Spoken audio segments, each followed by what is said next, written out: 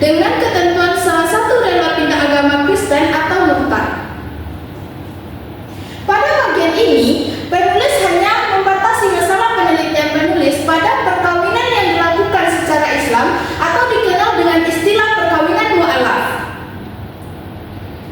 Perkawinan mu'alaf ini juga terdapat di Kecamatan Kinali, Kabupaten Pasaman Barat, Provinsi Sumatera Barat.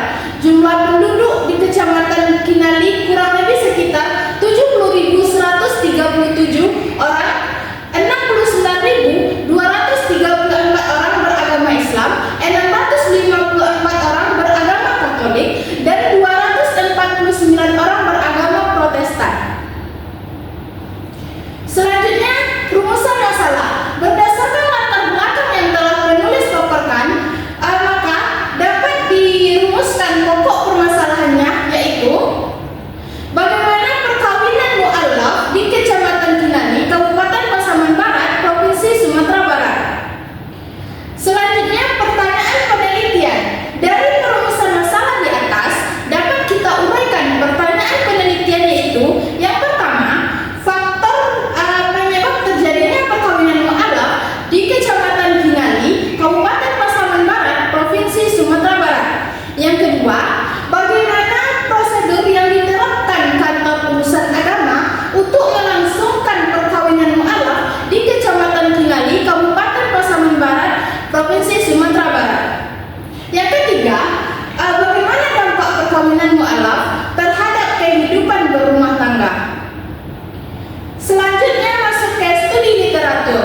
Berdasarkan penelusuran pustaka yang telah penulis lakukan, penelitian yang terkait dengan perkawinan mu'alaf ini telah diteliti oleh beberapa penelitian sebelumnya, yaitu yang pertama, penelitian Rusdi Kunia dan Sari Khadijah pada jurnalnya yang berjudul Penamaan Nilai-Nilai Agama Islam di Kalangan Keluarga Mu'alaf. Yang kedua, penelitian Muhammad Al-Halim dalam skripsinya yang berjudul Isbat Terhadap Pernikahan Mu'alaf yang terjadi sebelum masuk Islam.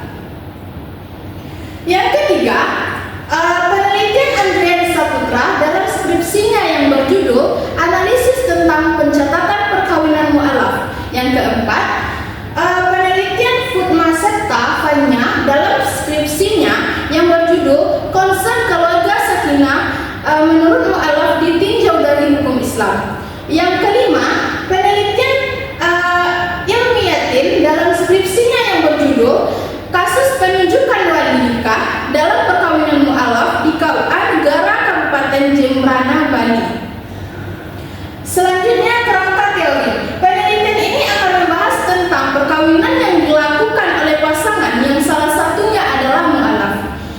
Istilah maupun aturan yang mengatur tentang perkawinan seperti ini tidak dijelaskan secara rinci dalam Al-Quran, hadis maupun undang-undang. Teori yang kedua, aturan yang tidak membolehkan adanya perkawinan beda agama seperti Al-Quran Surah Al-Baqarah ayat 221, janganlah kamu menikahi wanita-wanita musyrik sebelum mereka beriman.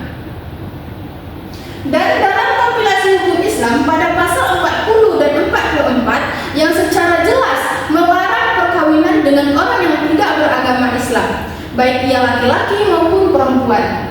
Teori yang ketiga, tujuan perkawinan yang dikutip dari bunyi pasal 2 Undang-Undang Nomor 1 Tahun 1974 untuk membentuk keluarga bahagia dan kekal berdasarkan ketuhanan yang Maha Esa. Selanjutnya, pasal 3 kompilasi hukum Islam menyatakan perkawinan bertujuan untuk mewujudkan kehidupan rumah tangga yang sakinah, mawaddah dan warahmah. Selanjutnya yaitu metode penelitian. Metode penelitian yang pertama, jenis penelitian yang dilakukan.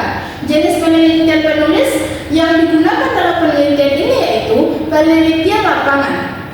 Meneliti dan mengumpulkan data yang sesuai dengan topik pembahasan secara langsung ke lapangan. Yang kedua, pendekatan penelitian.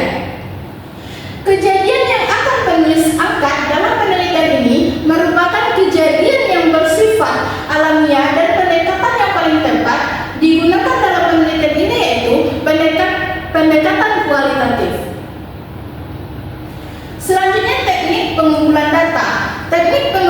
pengumpulan data. Yang pertama, wawancara. Untuk mencari informasi dan keamanan